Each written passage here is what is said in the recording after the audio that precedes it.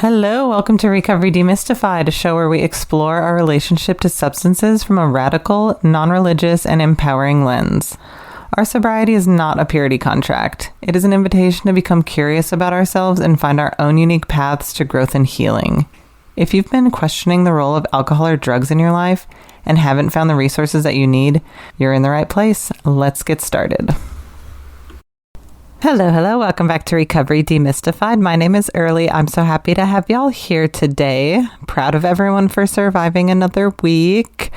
I know that it is a wacky and wild world out there, and I'm really grateful you're here, and I'm super proud of you for hitting play on a recovery podcast, because what that tells me is that you are on the right track and you care about your growth and healing. So if you've been going through a rough time lately, just know that healing is possible and you're doing the work and you're going to get to where you want to be someday. So I'm so grateful that you're here. Today, what I'm going to talk about is a tale as old as time, something that I hear almost everybody in early recovery ask about, and that is, how do I make friends in sobriety? Or something to that effect, like people will start to have some conflicts with people from their past, or they just realize one day, like, oh, all I know is going to the bar, and I don't know where else to go or what else to do besides that.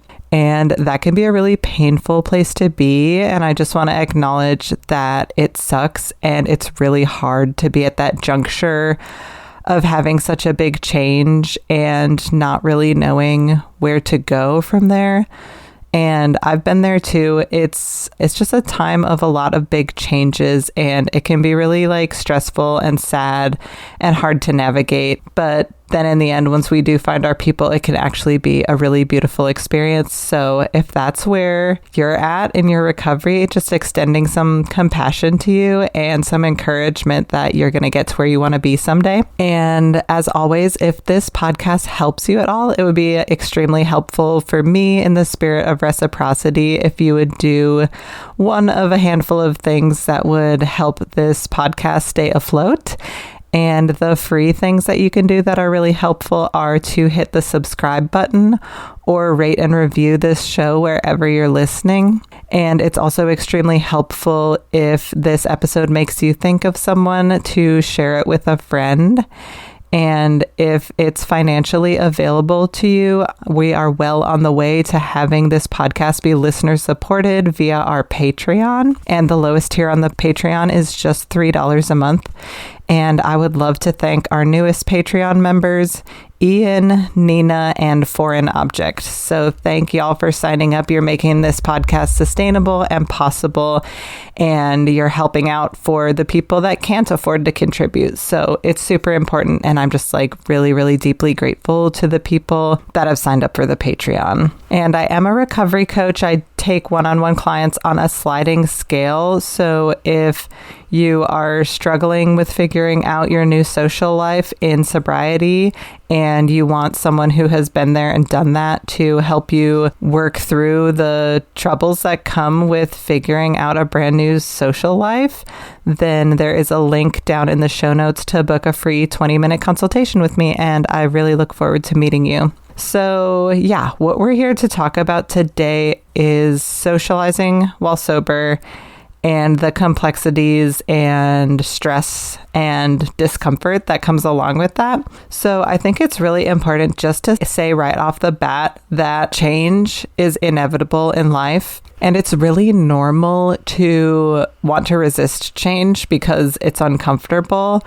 But the more skillful choice would be to try to accept that change is inevitable and that we're going to make decisions to navigate it skillfully and with grace. And the thing about change is, like, the whole world, including ourselves, is just changing every moment in perceptible and imperceptible ways.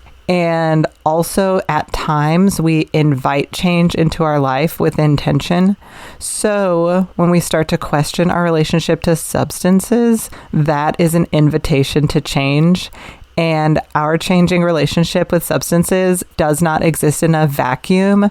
That choice is going to ripple out into every single other part of our lives, including our relationships with other people. So just understanding and accepting that change is going to happen and that it's already happening, and that also that we're inviting it, is a really great first step to settling down that discomfort and just like being in a place of acceptance, because fighting something that is inevitable is just sort of an unskillful waste of energy. And we have really limited energy sources in our lives. So it's just so important to be able to not waste it on things that are fruitless, and instead like accept that change like is going to happen no matter what, and then use our limited energy supply to focus on something that we actually have an effect on. So in 12-step recovery circles, there's this thing that they say that frustrates the living shit out of me. And I've heard it so many times when they talk about changing your social life, and they say to avoid nouns. So they say avoid people, places, and things, as if avoiding people from your past that you use substances with as a blanket statement is going to work across the board, or that all people that use substances are not worthy of your friendship any longer. And I want to pick that apart a little bit, because all people are different from each other, and our relationship with each and every person is different from our relationship with the next person. And just to say that because someone was a party friend, or your friend like also has an addiction, or your friend uses substances, means that you now need to avoid them, I think is just total bullshit. And it's something that we need to like slowly unpack and learn about on a case-by-case basis. And I've told this story multiple times about my friend Mark, but it really just illustrates so well why we need to like think about the value of our relationships instead of just decide that people are bad for us because they use substances. So basically, my first stay in a psych ward was voluntary.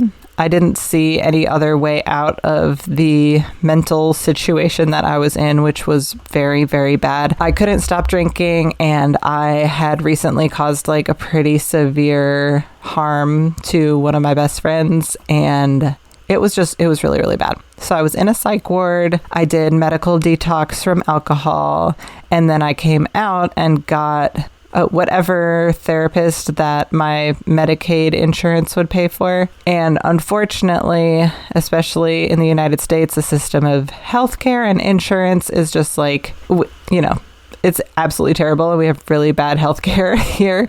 So when I have my Medicaid paid for a very bad therapist, and at one of my first appointments with her, first off, she was chewing gum, which I was just like, oh my God, literally, what is actually wrong with you? And then after that, she parroted this same thing that I would hear over and over in the years following that, which is, oh, you need to get new friends. You can't hang out with any of your friends that drink anymore. And what she didn't know was that this was my very first appointment with her. Before my appointment with her that day, my truck didn't start. And so I was going to miss my first appointment with her.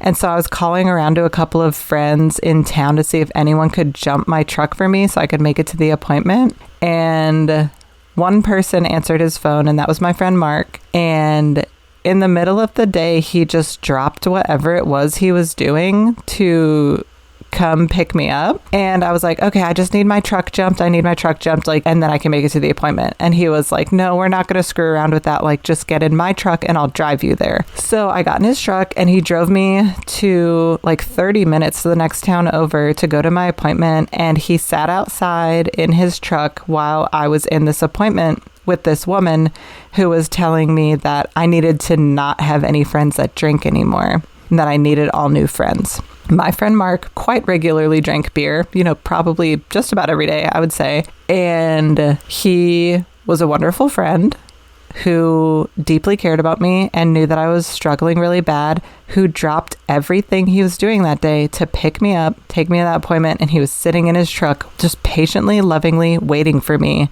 while this same therapist was telling me that people like him shouldn't be my friends anymore. And I was in such a vulnerable place at that time that I very easily just could have listened to her really terrible advice. But luckily, I was like, what do you mean? Like, including my friend who's sitting outside right now, who I wouldn't even be at this appointment if he didn't show up for me? Like, what are you talking about? I shouldn't be friends with people that drink anymore. You're saying I shouldn't have any friends at all. You're saying people that use substances don't deserve friendship from sober people? Like, what the actual fuck are you talking about? So I finished up with that appointment. I left and I got in the truck with him, and he was just like smiling and was like, how did it go? And then he drove me back to where my truck was, and I don't remember the rest of what happened that day, but I just can't believe that that is like the dominant narrative, is that when you get sober, you should get rid of all of your old friends and make all new ones. And I think the more skillful and important thing to ask ourselves, like as we're beginning to navigate this very new social world, is to look at each and every relationship in our life and see how it's truly affecting us now that we have a clearer head. And you know, you're going to have those friends that just disappear because they were just party friends. You're going to have friends that stick around and fucking drive you to your appointments. And I mean, at least I hope you have those friends. And there's going to be people that one day you wake up and you're like, wow, I used to think this person was my friend, and they're just like, I actually don't like how they treat me and I need to change my relationship to them. So I think instead of this idea that like you have to get rid of all your old friends and you need all new sober friends, that we need to like think in gray areas and understand that some of our relationships are going to change, and that we don't need to hold on to them and try to force this idea that nothing is going to change or that everything's going to change. However, I do think it is like so important to have the support of people that understand what you're going through. There is like nothing more valuable than being able to just talk to someone who genuinely understands. And I think that you can find those people like at addiction recovery support groups, and through just like starting to have honest conversations about questioning your relationship to substances. Once you start doing that, you're going to be so surprised. Like all of a sudden your coworker is going to be like, oh yeah, I've been sober for 3 years. And you'll be like, what? And then you can explore new relationships with people that can relate to your experience and that are going to be able to like walk side by side with you as you're starting up on this really hard journey. And another important note is that a lot of times when we get into early recovery or we start questioning our use of substances, there is a little voice inside of our heads oftentimes that's like, I'm going to do this on my own. Like I can handle this by myself and I don't need any support. Like I don't need anybody. I can do this by myself. And I just want to like really gently draw attention to the fact that although that's a really common thought process, that it is capitalism indoctrinated and living as a voice inside of your head, and that for all of recorded history and not recorded history, human beings have lived in community, and that we are hardwired to be a social species, and that the concept of pulling yourself up by your bootstraps or hyper individualism is a value of capitalism that is used to keep us all separate from each other, because when we're separate from each other, we're easier to control and keep as like little worker bees or whatever. So just like a word of caution that if you get that thought inside of your head, like, I'm going to do this on my own, maybe just interrogate that a little bit and be like, what is the value of doing this on my own? And perhaps would it be more skillful if I did start to engage with other people that are on a similar path? Because, yeah, I just got to say that having support of other people that understands, like, you're limiting your own ability to access healing if you decide that you need to do it on your own. There's so many people out there that even you talking with them gives them support. And yeah, it just, like, there's nothing more human than getting together with people that can talk about and relate on their struggles. So yeah, just a word of caution. If that thought goes through your head, it is so common. And I also want to talk a little bit about the rat park experiment, which I find to be so interesting. So years and years ago, there was a bad science experiment where the scientists put rats by themselves in individual cages, and they would give them access to regular drinking water and then water that had cocaine in it. And the rats that were isolated in the cages by themselves would drink the cocaine water until they overdosed and died. And for that reason, the scientists concluded that there was a chemical hook in addictive substances and that people became addicted because of the chemical hook. And later on, a guy named Bruce Alexander came along and he looked at that study and was like, well, this is actually, like, deeply flawed because rats are social. Very, very similar to how humans are a social species. So he made the experiment over again, but he put rats in what would be considered more of an ideal environment. So they were in community with each other instead of alone. They had things to play on. They had a variety of foods to eat. They had other, rat buddies to hang out, socialize with. And in that experiment, they also were given clean drinking water and then water with cocaine in it. In that experiment, the rats occasionally would go test the cocaine water, but they would never overdose and they would never die. So what this better scientific experiment concluded was that when rats, which have a similar social structure to humans apparently, are in a situation where they have, like, their needs adequately met and they're not in weird solitary confinement, then addiction basically doesn't exist. And that's where the phrase connection is the opposite of addiction came from. And that is also why there's so much of an emphasis on connecting with other people. And I also love the phrase creating a life we don't need to escape from. And I think that that's a big reflection of Rat Park. And the way that we get there is just through considering your own life to be a scientific experiment. I also say this all the time where I'm like, you are now the scientist and the test subject in your recovery. I'm a super big fan of journaling about our experiences, and the new homework assignment of, like, the brass tacks of what do I do to, like, how do I make friends? How do I socialize in recovery is viewing it as an experiment and just trying stuff. Like, it's totally makes sense to think that everyone is just going to the bar and everyone's partying if that's a life that you've lived forever.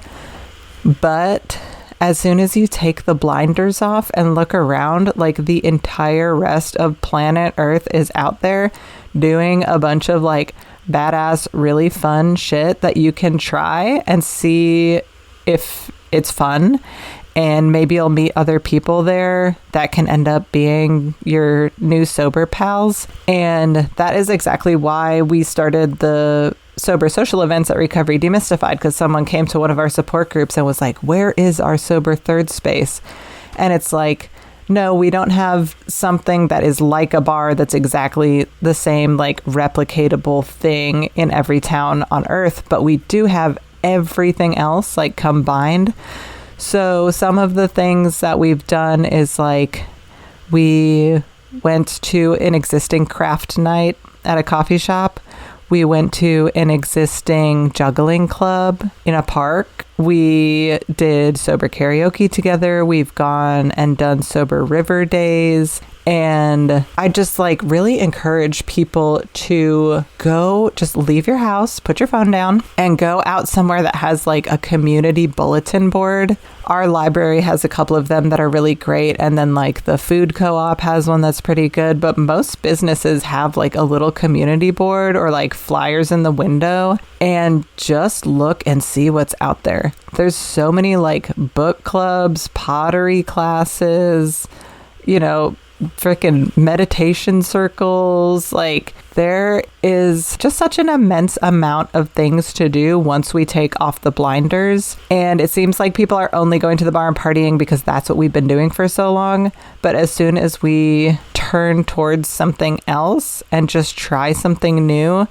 that's when the scientific experiment starts. And some of the stuff that we try is going to be boring, or we're not going to like anyone there. And that is literally fine. But keep doing it. Like, don't stop. Keep trying things until you find your people, because they're out there. And I feel like a lot of times, even before any of us gets into recovery, we already have that one sober friend. And that one sober friend has a shit ton of other sober friends. So I also think it's a cool idea to like go to the one sober, we all got that one sober friend, go to your one sober friend and be like, what do you do? Like, what do you do to have fun? And can I tag along? And that can be such a cool way to like network in with people and like try to find your tribe by doing that. But also like special caveat for us neurodivergent people. So I talk a lot about how I'm autistic, and I only learned that when I got into long-term recovery, and I did not realize that I was masking my discomfort in social settings with alcohol and drugs. And then when I got sober, I was like, oh, something's wrong with me. Like, I actually hate hanging out with people in groups. And it took a long time to accept that about myself, that I have very, very different social needs. So a lot of times for people who are neurodivergent in recovery, what we realize is that we need less social stuff instead of more. We need to learn how to say no to people, and then we need to learn how to accept and love ourselves for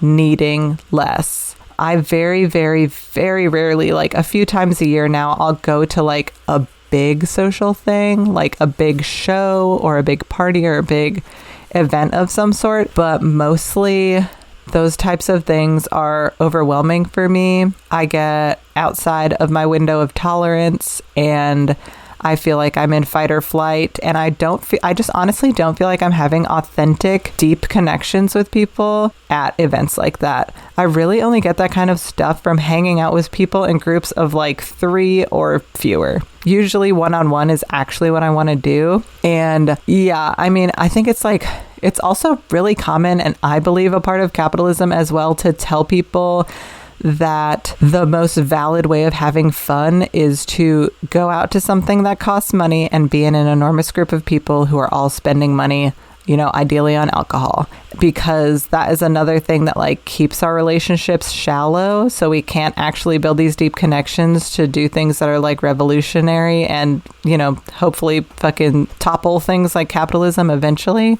So telling us we're not good enough and telling us the only thing that makes us good enough is to like see and be seen in these large groups of people that are hopefully spending a bunch of money and just keeping really shallow, surface level relationships with each other. And like, no shade if you are a person who like genuinely actually does love partying and being in big groups. Like, there's nothing inherently wrong with that. The only thing that's wrong with it is if you are not into that and it's like actively harmful for you, but you are doing it because you're feeling pressured into doing it. So yes, I guess what I really learned about myself was like, I needed to let go of the FOMO. I actually so FOMO is fear of missing out. It's an acronym, and I learned in recovery the word JOMO. So it's JOMO, which is the joy of missing out. And now when I don't go to big events, I feel like a relief. Like, oh, thank God I'm not at that.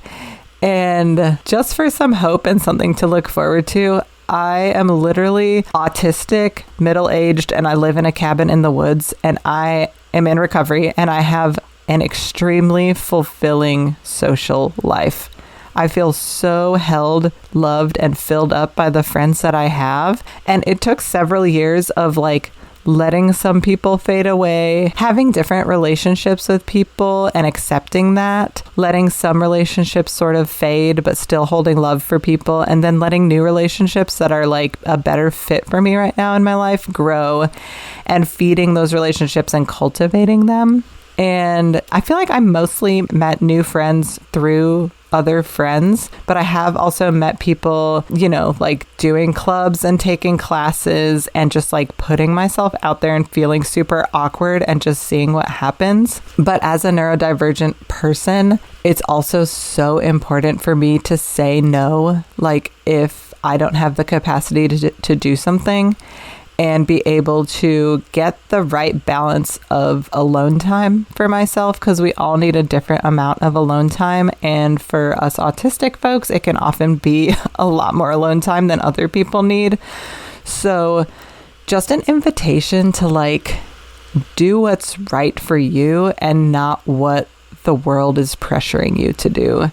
And it's okay if you don't know what that is right away. And how you learn what that is experimentation, data gathering, and like listening to your own intuition and honoring your own needs. And figuring out what that is takes time. And sometimes it's like a process of grief. Like it might be heartbreaking when you realize that some people you thought were your best friends are no longer that once you get into recovery. But the beautiful thing about it is that when you do the work and when you put yourself out there and try new things, you'll find people that are more in alignment with your changed self. And you'll also like find some friends that really, really, really stick with you. And I don't think that there's anything wrong with staying friends with people that use substances. If you don't, it just is a case-by-case basis, and it depends on each and every different relationship. And I guess one final grace note on all of it is that we have to accept that our discomfort is the only thing that's going to lead to growth. Like if we stay in our comfort zone and we never exit that, we're never going to grow and change. So as soon as we can accept that one, going back to the beginning, that change is inevitable, and that two, we have to be able to put ourselves in uncomfortable situations in order to get the things that we want and in order to achieve growth. Once we can accept both of those things as true, then we can use that energy of resistance and let it go and take that energy and transform it into the change that we want for ourselves. So I hope that something in this episode was helpful for you today. I just want to give a gentle encouragement that if it is hard right now, that totally makes sense, and keep fucking trying. If you're listening all the way to the end of a recovery podcast, I think that shows that you are super committed to growing and changing, and I think that that's really cool. And if you're going through some like changing social struggles and you want someone that can understand what you're going through and give good advice along the way, there's a link down in the show notes to book a 20-minute free consultation with me for recovery coaching. And I would just really love to meet you. I genuinely enjoy each and every conversation that I have with the people that I talk to with the recovery coaching. I've met so many cool and interesting people through that. So if you're on the fence, just do a 20-minute free consultation, and I would just really love to meet you. So I guess that's about it for today. If you got anything out of this episode, share it with a friend, rate and review, blah, blah, blah. Super grateful for you. I believe in you. You're doing amazing work. May you be happy and free. Thanks for tuning in to another episode of Recovery Demystified. If you like what you heard, share it with a friend or rate and review us so we can reach a larger audience. Recovery Demystified is produced and edited by me, Early Brunner. Stevie Pettit made our logo. Our beautiful theme music is by Logan Bragg. And our social media manager is Kaylee Bausch. We are entirely supported by your generous donations as a 501c3 nonprofit. You can find a link to donate in the description. May you be happy and free, dear listener.